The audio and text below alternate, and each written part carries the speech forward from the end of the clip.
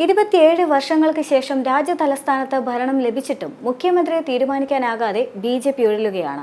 നാളെ സത്യപ്രതിജ്ഞ നിശ്ചയിക്കാനിരിക്കെ മുഖ്യമന്ത്രി ആരെന്ന് സസ്പെൻസായി വെച്ചിരിക്കുകയാണ് പാർട്ടി. ദേശീയ അധ്യക്ഷൻ ജെ.പി. നദ്ദയുടെ നേതൃത്വത്തിൽ ഇന്ന് ബി.ജെ.പി. നിയമസഭാ കക്ഷിയോഗം ചേരും. മുഖ്യമന്ത്രി, സ്പീക്കർ, ക്യാബിനറ്റ് മന്ത്രിമാർ എന്നിവരെ ഈ യോഗത്തിൽ തെരഞ്ഞെടുക്കുമെന്നാണ് നിലവിലെ റിപ്പോർട്ട്. 20-ന് രാംലീല മൈതാനിയിലാണ് സത്യപ്രതിജ്ഞാ ചടങ്ങുകൾ. പ്രധാനമന്ത്രി നരേന്ദ്രമോദി, കേന്ദ്രമന്ത്രിമാർ, വ്യവസായ പ്രമുഖർ, സിനിമാ താരങ്ങൾ, എൻ.ഡി.എ സഖ്യകക്ഷി നേതാക്കൾ തുടങ്ങിയവരെല്ലാം തന്നെ പങ്കെടുക്കും. ഡൽഹിയിലെ ചേരി നിവാസികളെയും ചടങ്ങിലേക്ക് ക്ഷണിച്ചിട്ടുണ്ട്. മുഖ്യമന്ത്രിയായി ഒന്നിലധികം നേതാക്കളുടെ പേര് കേൾക്കുന്നുമുണ്ട്. എന്നാൽ ഈ അഭ്യൂഹങ്ങളോട് പ്രതികരിക്കാൻ ബി.ജെ.പി. ഇതുവരെ തയ്യാറായിട്ടില്ല. പർവേഷ് വർമ്മ, വിജേന്ദർ ഗുപ്ത, സതീഷ് ഉപാധ്യായ, വീരേന്ദ്ര സച്ദേവ, ആശിഷ് സുദ്, രേഖ ഗുപ്ത, ശിഖ റായ് എന്നിവരുടെ പേരുകളാണ് സജീവമായി നിൽക്കുന്നത്. പവൻ ശർമ്മ, രവീന്ദ്ര ഇന്ദ്രജ് സിംഗ്, കൈലാസ് ഗംഗ്വാൾ, ഹരീഷ് കുർണ എന്നിവരുടെ പേരുകളും നേതൃത്വത്തിന് മുന്നിലുണ്ട്. ഇവരിൽ ആർക്കെങ്കിലുമാണോ നറുക്കു വീഴുക, അതോ പുതിയ മുഖം വരുമോ എന്നതാണ് ഏവരും ഉറ്റുനോക്കുന്നതും. പർവേഷ് ശർമ്മ മുഖ്യമന്ത്രിയാകണമെന്നാണ് പാർട്ടിയിലെ ഒരു വിഭാഗത്തിന്റെ അഭിപ്രായം. ന്യൂഡൽഹി മണ്ഡലത്തിൽ നിന്ന് 4089 വോട്ടുകൾക്കാണ് അദ്ദേഹം മുൻ മുഖ്യമന്ത്രി അരവിന്ദ് കെജ്രിവാളിനെ പരാജയപ്പെടുത്തിയത്. വനിതാ മുഖ്യമന്ത്രിയെ കൊണ്ടുവരാനും ബി.ജെ.പി. കേന്ദ്ര നേതൃത്വത്തിന് ആലോചനയുണ്ട്. എങ്കിൽ രേഖ ഗുപ്ത, ശിഖ റായ് എന്നിവരിൽ ഒരാളായിരിക്കും ഡൽഹിയെ നയിക്കുക.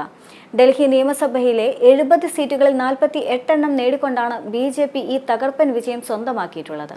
പുതിയ മന്ത്രിസഭയിൽ സ്ത്രീകൾക്കും ദളിതർക്കും ശക്തമായ പ്രാതിനിധ്യം ഉണ്ടാകുമെന്നും ബി.ജെ.പി. വൃത്തങ്ങൾ വ്യക്തമാക്കുന്നുണ്ട്.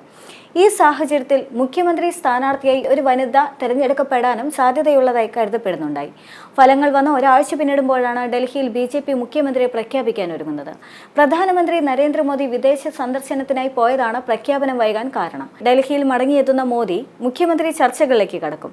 ഇന്ന് ചേരുന്ന നിയമസഭാ കക്ഷിയോഗത്തിൽ എം.എൽ.എമാരെ പാർട്ടിയുടെ തീരുമാനം അറിയിക്കുകയും ചെയ്യും. പിന്നാലെയാകും പ്രഖ്യാപനമുണ്ടാവുക. ഇതിനോടകം തന്നെ RSS നേതൃത്വമായി അമിത്ഷായും രാജ്നാഥ് സിംഗും അടക്കം ചർച്ചകൾ പൂർത്തിയാക്കിയിട്ടുണ്ട്. മന്ത്രിസഭയിലേക്ക് പരിഗണിക്കുന്ന നേതാക്കളുമായി പാർട്ടി അധ്യക്ഷൻ ജെ.പി. നദ്ദ പ്രത്യേകം കൂടിക്കാഴ്ചകളും നടത്തി.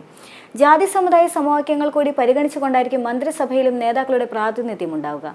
ദില്ലി മുഖ്യമന്ത്രിയെ തീരുമാനിക്കുന്നതിൽ പാർട്ടിക്ക് വെല്ലുവിളികളൊന്നുമില്ല എന്നും നേതൃയോഗം ചേർന്ന് 15 മിനിറ്റുകൾ കൊണ്ട് തീരുമാനമെടുക്കുമെന്നും അധ്യക്ഷൻ ജെ.പി. നദ്ദ അവകാശപ്പെട്ടിരുന്നു. അതേസമയം പാർട്ടിയിലെ ആഭ്യന്തര പ്രശ്നങ്ങൾ കാരണമാണ് പ്രഖ്യാപനം വൈകുന്നത് എന്നും ഇതിന് കാരണം ഡൽഹിയിലെ ജനങ്ങളാണ് ദുരിതമനുഭവിക്കുന്നതെന്നുമുള്ള പ്രചരണം സജീവമാക്കുകയാണ് ആം ആദ്മി പാർട്ടി. അതേസമയം തന്നെ പുതിയ മന്ത്രിസഭയുടെ ആദ്യ യോഗത്തിൽ തന്നെ ആയുഷ്മാൻ ഭാരത് ആരോഗ്യ ഇൻഷുറൻസ് പദ്ധതി നടപ്പിലാക്കുമെന്ന് പ്രധാനമന്ത്രി സ്ഥിരീകരിച്ചു. അധികാരമേറ്റ ആദ്യ 100 ദിവസത്തിനുള്ളിൽ തന്നെ പുതിയ സർക്കാരിന്റെ മുൻഗണനകളിൽ ശുദ്ധമായ കുടിവെള്ളം വിതരണം ചെയ്യുക, നഗരത്തിലെ ശുചിത്വം ഉറപ്പാക്കുക, വായു മലിനീകരണവും യമുന മലിനീകരണവും പരിഹരിക്കുക എന്നിവ ഉൾപ്പെടുത്തും. 27 വർഷത്തിന് ശേഷം ബി.ജെ.പിക്ക് ഡൽഹി പിടിക്കാനായതിൽ RSS കാര്യമായി പങ്കുവഹിച്ചിട്ടുണ്ട്. 50,000 കുടുംബയോഗങ്ങളാണ് തെരഞ്ഞെടുപ്പുമായി ബന്ധപ്പെട്ട് സംഘടിപ്പിച്ചിട്ടുമുള്ളത്. പരമാവധി വോട്ടർമാരെ ബൂത്തുകളിൽ എത്തിക്കാനും ശ്രമമുണ്ടായിരുന്നു. ക്ലീൻ ഇമേജുള്ള വ്യക്തിയായിരിക്കണം മുഖ്യമന്ത്രി, ഉപമുഖ്യമന്ത്രി സ്ഥാനങ്ങളിലേക്ക് വരേണ്ടതെന്ന് ബി.ജെ.പിയെ RSS അറിയിച്ചുവെന്നതാണ് സൂചന. സിറ്റിംഗ് മണ്ഡലത്തിൽ ആം ആദ്മി നേതാവായ അരവിന്ദ് കെജ്രിവാളിനെ തോൽപ്പിച്ച പർവേഷ് വർമ്മയുടെ പേരാണ് തുടക്കം മുതൽ തന്നെ ഉയർന്നു വന്നത്. എന്നാൽ ആം ആദ്മി പാർട്ടിയുടെ അവസാന മുഖ്യമന്ത്രി വനിതയായതിനാൽ ബി.ജെ.പി. വനിതാ മുഖത്തെ പരീക്ഷിച്ചേക്കുമെന്ന അഭ്യൂഹം ശക്തമാണ്. നിലവിൽ ബി.ജെ.പി. ഭരിക്കുന്ന ഒരു സംസ്ഥാനത്തും വനിതാ മുഖ്യമന്ത്രിമാരില്ല. ആം ആദ്മി അധ്യക്ഷൻ അരവിന്ദ് കെജ്രിവാളിനെ മുട്ടുകുത്തിച്ച പർവേഷ് വർമ്മയെ മുഖ്യമന്ത്രിയാക്കണമെന്ന് ഒരു വിഭാഗം ആഗ്രഹിക്കുമ്പോൾ അതിനെ എതിർത്ത് മറ്റൊരു വിഭാഗം രംഗത്തുണ്ട്. എന്നാൽ അതേസമയം തന്നെ ബി.ജെ.പി. എം.എൽ.എമാർക്കിടയിൽ ഭിന്നത രൂക്ഷമാണെന്ന് ആം ആദ്മി പാർട്ടി നേതാവ് അതിഷി ആരോപിച്ചിരുന്നു. പ്രകടന പത്രികയിൽ പറഞ്ഞിരിക്കുന്ന വാഗ്ദാനങ്ങൾ നടപ്പാക്കാൻ ബി.ജെ.പിക്ക് ഉദ്ദേശമില്ല എന്നും അതുകൊണ്ടാണ് ആം ആദ്മി സർക്കാരിനെ കുറ്റപ്പെടുത്തുന്നതെന്നും അവർ ചൂണ്ടിക്കാണിച്ചിരുന്നു. ഡൽഹി സർക്കാരിന്റെ ഖജനാവിൽ പണമില്ലെന്നാണ് ബി.ജെ.പിയുടെ അവകാശവാദം. 2014-15 സംസ്ഥാന ബജറ്റ് 31,000 കോടിയായിരുന്നത് 2024-25 77,000 കോടിയായി ഉയർന്നെന്നും അവർ വ്യക്തമാക്കി.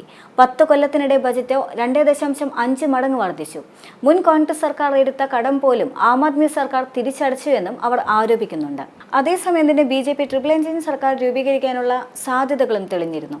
കഴിഞ്ഞ ദിവസം 3 ആം ആദ്മി കൗൺസിലർമാർ മറുകണ്ഠം ചാടിയതോടെയാണ് ബി.ജെ.പിക്ക് വലിയ നേട്ടമുണ്ടായിരിക്കുന്നത്. 3 കൗൺസിലർമാർ വന്നതോടെ 250 അംഗ MCDയിൽ ആം ആദ്മിക്ക് 114 സീറ്റുകളും കോൺഗ്രസിന് 8 സീറ്റുകളും മാത്രമുള്ളപ്പോൾ ബി.ജെ.പിയുടെ അംഗബലം 116 ഉയരുകയായിരുന്നു. ഫെബ്രുവരി ആദ്യവാരം നടന്ന നിയമസഭാ തെരഞ്ഞെടുപ്പിൽ 2 വട്ടം അധികാരത്തിലിരുന്ന ആം ആദ്മിയെ മലർത്തിയടിച്ചുകൊണ്ടാണ് ബി.ജെ.പി. ഡൽഹിയിൽ ഭരണം പിടിച്ചെടുത്തത്. ആകെയുള്ള 70 സീറ്റിൽ 40 എണ്ണവും നേടിയായിരുന്നു അവരുടെ മുന്നേറ്റമുണ്ടായത്. പാർട്ടി മേധാവി അരവിന്ദ് കെജ്രിവാൾ, മനീഷ് സിസോദിയ എന്നിവരും ഉൾപ്പെടെയുള്ള പ്രധാന നേതാക്കൾ പരാജയപ്പെടുകയുമായിരുന്നു. 27 വർഷത്തിന് ശേഷമാണ് BJP ഡൽഹിയിൽ അധികാരം നേടുന്നത്. കേന്ദ്രത്തിലും നിയമസഭയിലും ഇപ്പോഴിതാ MCDയിലും മുന്നേറ്റം തുടർന്നതോടെ BJPയുടെ ട്രിപ്പിൾ എഞ്ചിൻ സർക്കാർ എന്ന മോഹത്തിലേക്ക് കടക്കുകയുമാണ്.